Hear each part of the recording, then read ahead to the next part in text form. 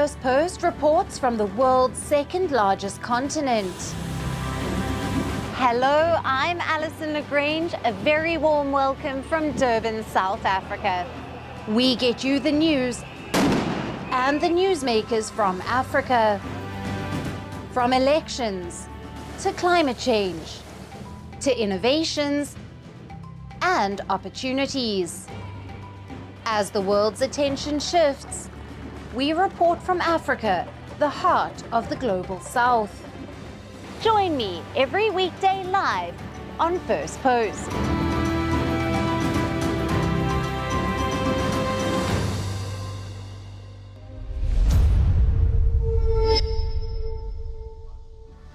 Hello and welcome to Firstpost Africa, where we get you the top stories from the continent and from across the world. I'm Alison Lagrange, coming to you live from Durban, South Africa. First, let's take a look at the headlines. Hamas fires rockets at Tel Aviv and Hezbollah targets Israel's third largest city, Haifa, as conflict across West Asia intensifies a year after Hamas's unprecedented attack on Israel. Ukraine says its forces struck an oil facility on the Crimean Peninsula in Kiev's latest attack on Russian-controlled energy facilities. Georgia's ruling party to renew attempts to impeach pro-Western President Salome Zurabishvili, who is seeking to unite the opposition ahead of parliament elections. Tunisia's incumbent president Kais Saied is set to win the presidential election with over 89% support, despite a historic low voter turnout since the Arab Spring. And American duo Victor Ambrose and Gary Ruvkun win the Nobel Prize in Medicine for their groundbreaking discovery of microRNA and its role in how genes are regulated.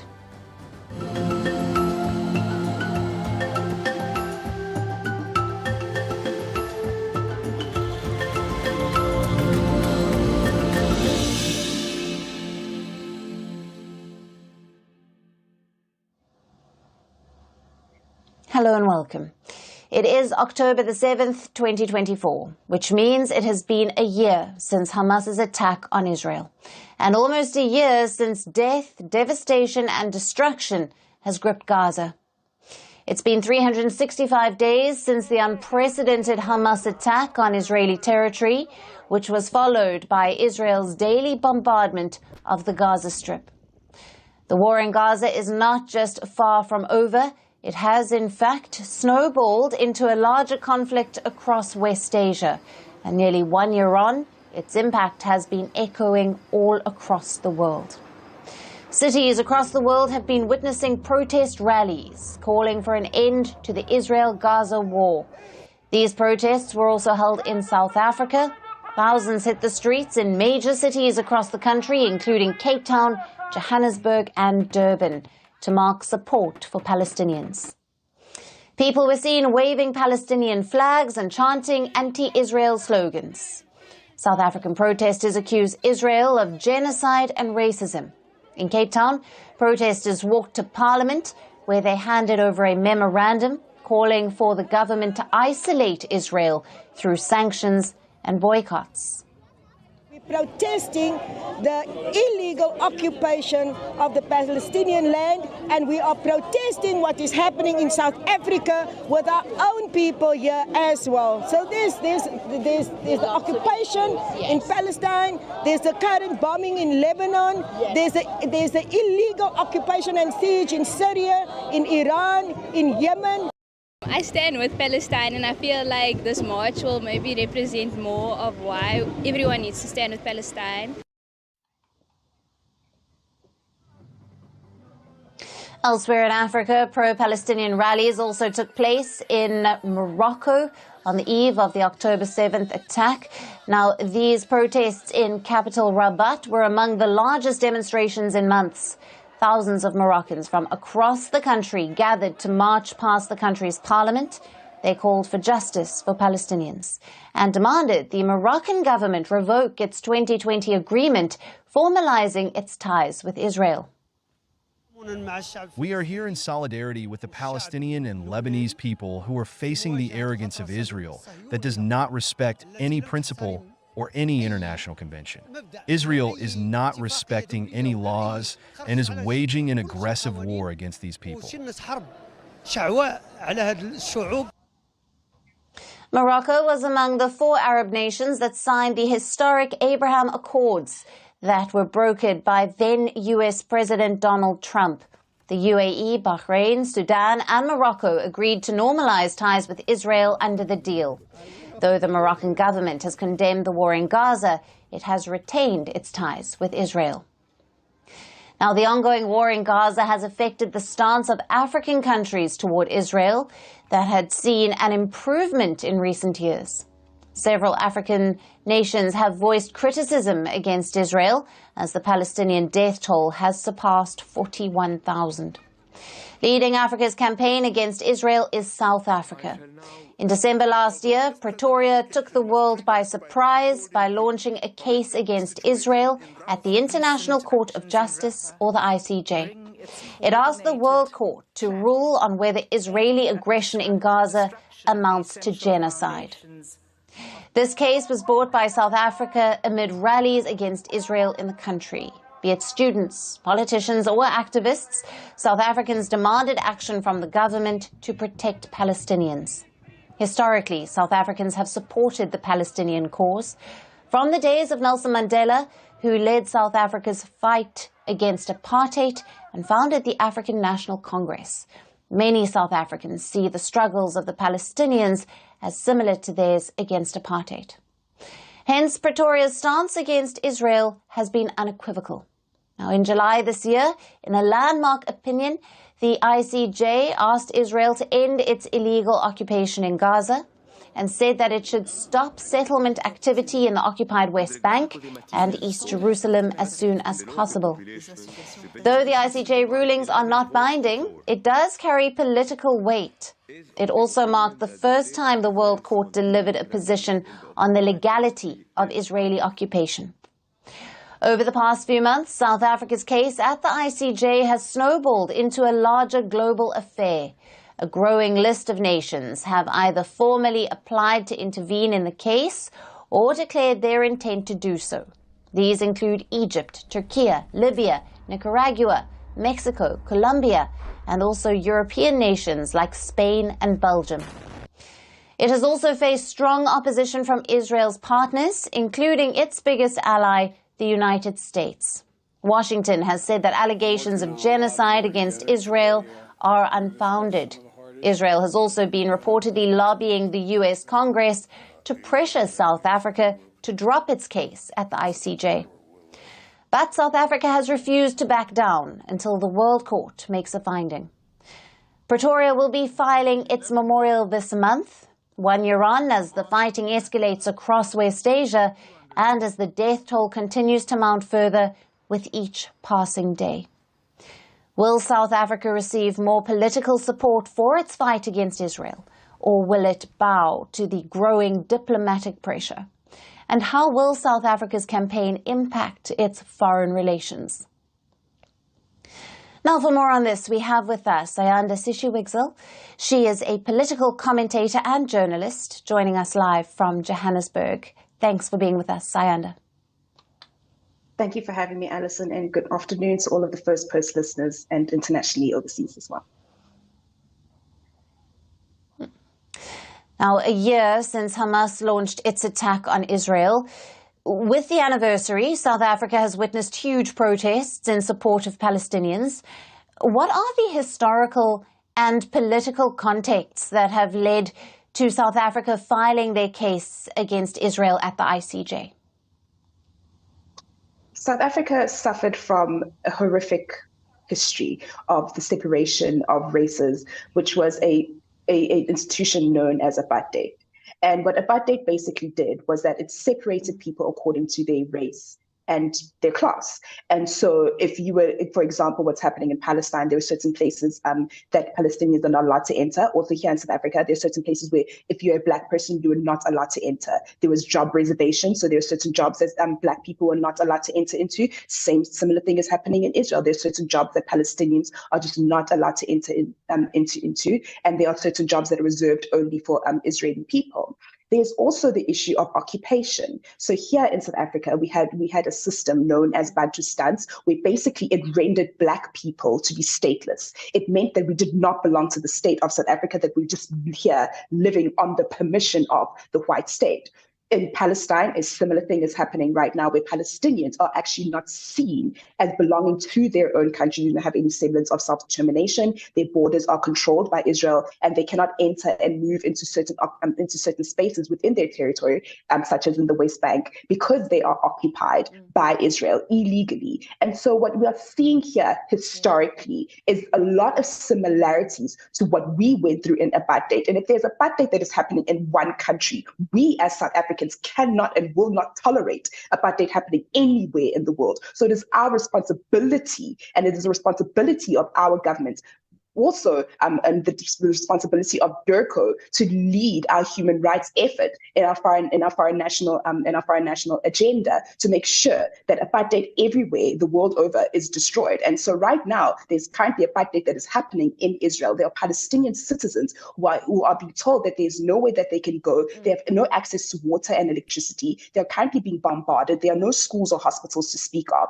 and the horrors just continue to grow. And so we need to make sure that us as South African citizens, we stand up for human rights of all Palestinians, including all people around the world, but including Palestinians as well.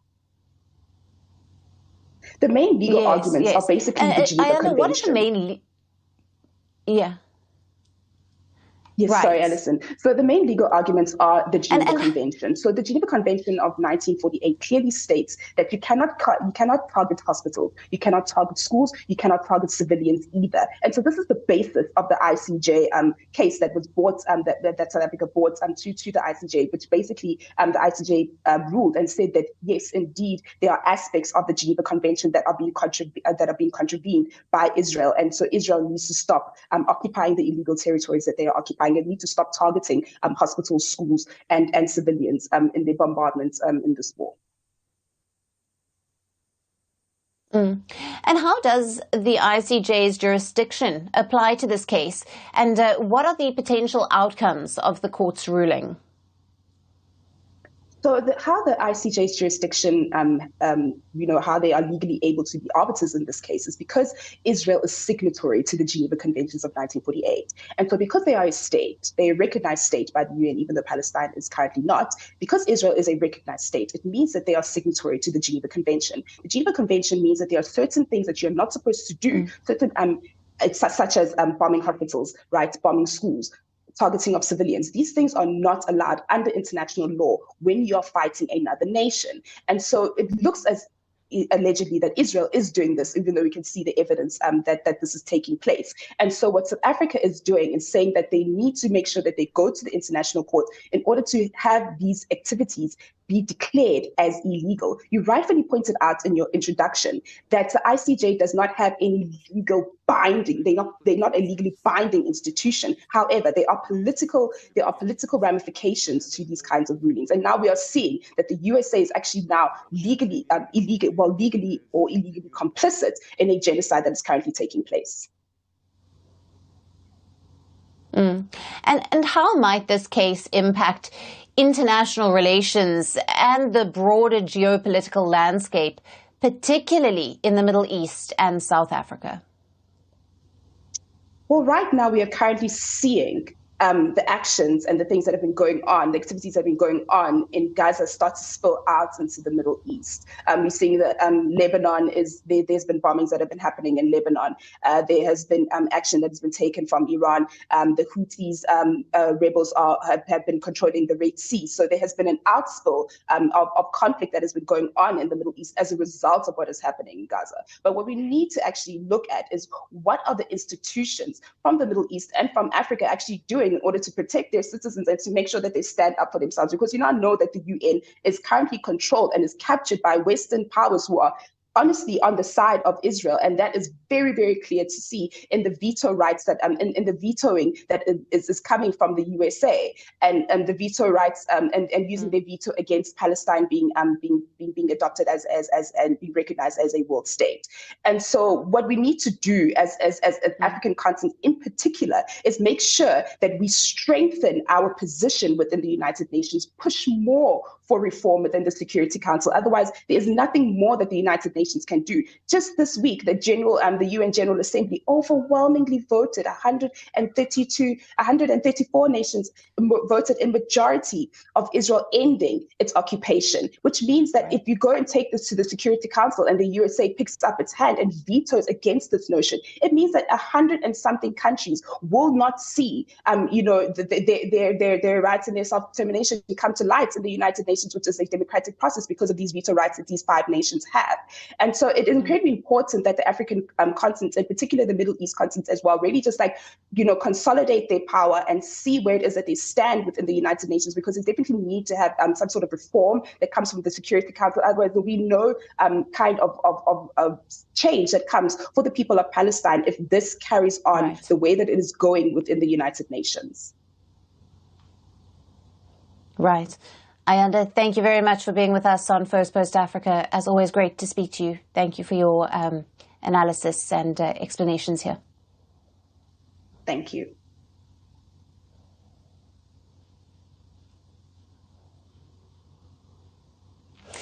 Moving over to Uganda now, where trouble seems to be brewing for the United States. Uganda's military chief, General Muhoozi Kainerugaba, who is also the son of the long-serving President Yoweri Museveni, now has issued an ultimatum for the U.S. ambassador in the country. He has asked the U.S. envoy, William Popp, to either apologize or face expulsion, spewing up diplomatic tensions between the two countries. Kainerugaba took to social media platform X on Friday and said that the ambassador had disrespected the president and undermined the country's constitution. Now, the Ugandan military chief, who abandoned his plans to run for the 2026 presidential elections in September this year, has praised Russian President Vladimir Putin on social media, said that the issue between him and the U.S. ambassador was not personal, rather a national issue. He, however, did not give out much detail. He also added that he would ensure that no foreign country dominates Uganda ever again. But what triggered this face-off between Uganda's military head and the U.S. ambassador? Now, Kainerugaba's post comes just days after the U.S. State Department designated 4 members of the Uganda police force for their involvement in the gross violations of human rights, including torture, inhuman treatment, and cruelty. In 2023, monitors in Uganda recorded 1,235 cases of torture, with the Uganda People's Defence Forces and police as top perpetrators. Now, Matthew Miller, the spokesperson of the State Department, said by publicly designating these individuals, the U.S. was reaffirming its commitment to advancing human rights for all Ugandans. Now, this is not the first time that the U.S. has landed itself in trouble for placing sanctions on a country, its assets, and individuals. Now, earlier in 2024, the government of Paraguay had also asked the U.S. ambassador to leave the South American nation. And this was after the Biden administration had imposed sanctions on a tobacco company linked to Paraguay's former president, Horacio Cartes. While Uganda's Kainerugaba, who by many is seen as a successor to his father's, said that Kampala has no issue with Washington. He added that recent evidence had shown that the U.S. was working against the interests of the Ugandan government. Local media outlets have reported that the U.S. Embassy in Kampala has been engaging with local NGOs and opposition groups, undermining the current government. But can a country, in this case Uganda, expel a representative of another country? The answer is yes, it absolutely can. Article 9 of the Vienna Convention states that a receiving state may at any time, without having to explain its decision, declare a diplomatic staff of sending state persona non grata.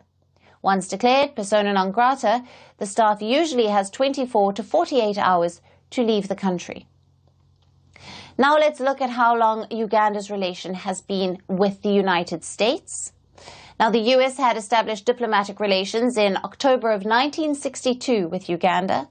However, in 1973, it shuttered its embassy in the capital city of Kampala due to internal security problems and threats to operations. During this period, the US interests in Uganda were being represented by Germany. The North American country had re-established its embassy in 1979, though the US has looked to promote economic development of Uganda's abundant natural resources, such as copper, gold, iron and limestone, and helped to combat HIV/AIDS disease.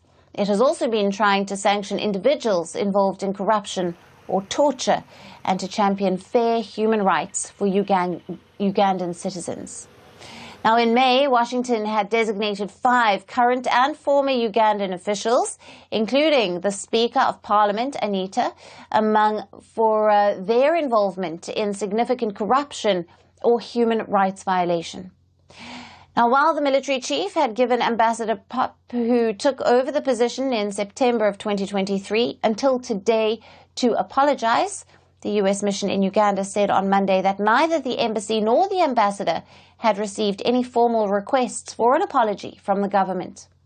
The embassy also added that the envoy has not apologized. Now, with the situation continuing to develop in Uganda, it is yet to be seen whether the government now formally asks the U.S. envoy to apologize or declare him persona non grata, or to ask the military chief to withdraw his accusations on social media.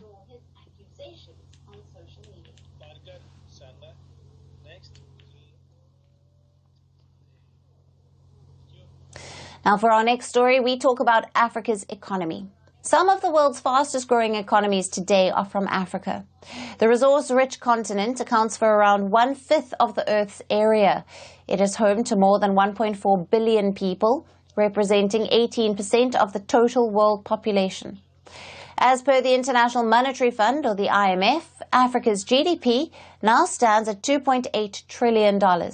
Last year, Africa's GDP was estimated at roughly $3.1 trillion US. The continent's economic growth is expected to rebound by the end of the year, rising from a low of 2.6% in 2023 to 3.4% in 2024. But Africa's economic growth story is not shared equally by all of its 54 nations. Only 5 countries from the continent contribute nearly half of Africa's total GDP. Now, these nations are called Africa's Big 5 economies. They are South Africa, Egypt, Algeria, Nigeria, and Ethiopia. Together, these nations account for over $1.4 trillion of Africa's economic output, and the rest of the 48 countries have a combined GDP of around $1.4 trillion. Eritrea has not been included in the report due to unavailable data. Now, if we compare the Big 5 economies, South Africa tops the list with a GDP of over $373 billion, followed by Egypt with a GDP of over $347 billion.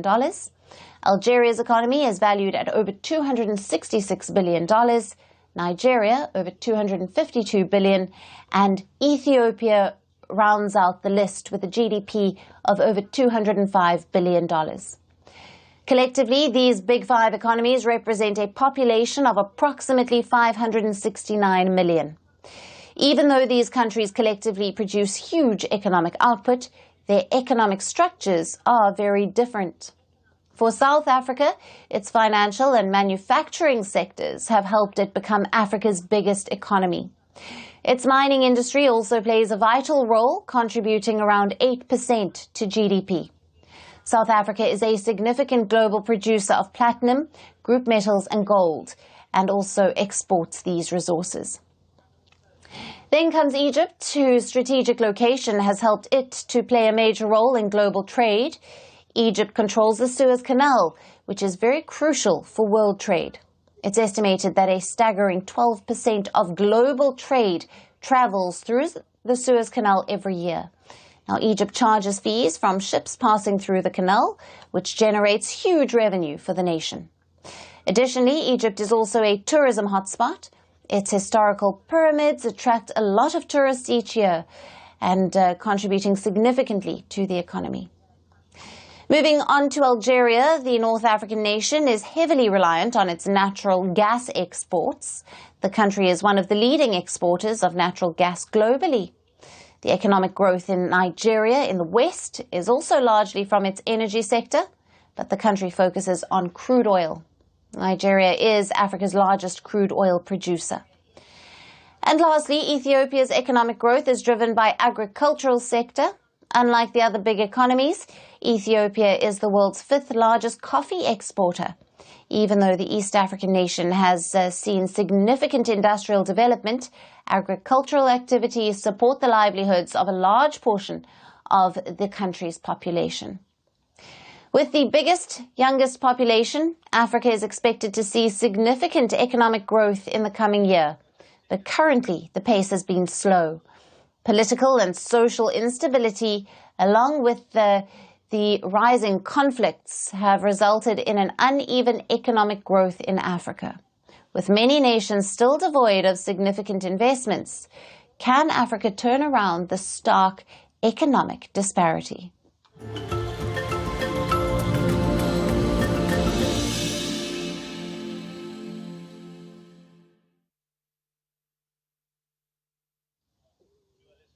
And finally, to our special segment, Resurgent Africa. Amid the coups and the crises, there are many positive stories from Africa that often get overlooked, but not on this show. Our story today is from Kenya, where an organization is bringing the power of virtual reality to impoverished rural areas of the country. The man behind the project says that he is not just helping the youth experience the world of VR, but also helping locals make a living through technology. Can this project ignite a tech revolution in rural Kenya? Our next report has all the details. With wide smiles on their faces and hearts full of excitement, these students carried cardboard boxes from a vehicle to their village hall. Inside these boxes was something these youngsters had neither seen nor heard of. As they sat on the floor in rows and were handed white-colored tech devices, they didn't know what to expect. So, the organizer, Paul Simon Wayaki Wahinga, explained how to use the devices. Once they dived in, they were teleported to another world. Wayaki's organization is bringing the power of virtual reality to youth in remote Kenyan villages. And this group of youngsters in Kenya's Kiambu experienced the world of VR for the first time. This is my first time to see a VR set. I'm so amazed by the many opportunities and I look forward to the future knowing that I will earn a living through it. And I've seen that I can also travel to another country when I'm still in Africa. That is so wonderful and I'm so amazed. I can actually see the space and all the stars. Yeah, that's a very good thing. The lack of technological know-how in Kenya's rural areas pushed Wayaki to take up this project, where he teaches locals all about virtual reality technology via hands-on sessions. He carries boxes full of futuristic goggles to impoverished communities. He says technology will bring stories of these rural communities to the metaverse, which otherwise would never come out. Not just that, Wayaki says technology would bring economic empowerment and financial wellness to communities struggling to survive in rural areas. Africa VR Campus and Center is an organization that is dedicated to training VR, XR, AR, but not in shiny workshops and urban areas, but in the grassroots, rural Africa, where we come with our gadgets, internet solutions, and we connect the community and train them what is VR, XR, AR. And the reason why we do so, of course, is for socio-economic empowerment, because they too have stories to tell in the metaverse. They too have got their own local grassroots industries that can be, incorporated in the metaverse, and that brings economic empowerment and financial wellness to them. Sort of bringing the Sustainable Development Goals closer to them using the power of VR, XR, and AR. But Wayaki's path has many hurdles. Some villages don't have the infrastructure or internet coverage to host his sessions. Moreover, locals in many communities see the new technology as strange and suspicious. Despite this, he's determined to move forward. Taking new tech in rural Africa has its own set of challenges. We are talking about infrastructure challenges, internet challenges, sometimes even the community looking at this new tech like, what is this? And so the absorption of it sometimes becomes a hindrance when you're trying to take it to the grassroots. So all these sort of challenges, and sometimes even the funding to even take this outreach into the villages, sometimes it's not there. After a short training session on virtual reality and other technologies, those interested are given an opportunity to join Wayaki's team. This allows many of the youth in rural areas to start making a living. I have been in Metaverse for 3 years in Wayaki's program. So I personally, it has benefited me a lot since we have gone to universities to teach students how to use it. Since we are only Form 4 leavers, I feel special and I feel that I am an important girl. Also, it has also mentored me because I've learned a lot of things. I also earn a living there. When we go to an event, we get paid and it helps me to buy things that I don't have. Experts in the field are lauding the efforts made by Wayaki's organization. They say while it's a good start, young Kenyans also need training to make VR content themselves if they want to fully experience the economic benefits. I think going to the slums and demystifying the value of the technology is a start. It's a very good start. It's very important for you to reduce the mental sort of barriers to entry of the technology by doing that. But of course, it has to also be accompanied by different strategies. For instance, just talking about it is not enough. Training individuals on how they can be able to create the content, not just consuming it. Because it's important for these individuals to understand that this technology is it can change our lives in so very many ways, whether or not looking at it as a social dimension or economical dimension. And I feel for the young people on a grassroots level, it's very important for them to also be given the tools to build the technology. While that may seem to be a distant dream, Wayaki and his team don't see it as an impossible one. For now, they are sowing the seeds of a tech transformation in rural Kenya, and the benefits will be reaped by the country's future generations. And that's it on the show for today. We will see you again tomorrow at the same time. Thank you for watching, and goodbye.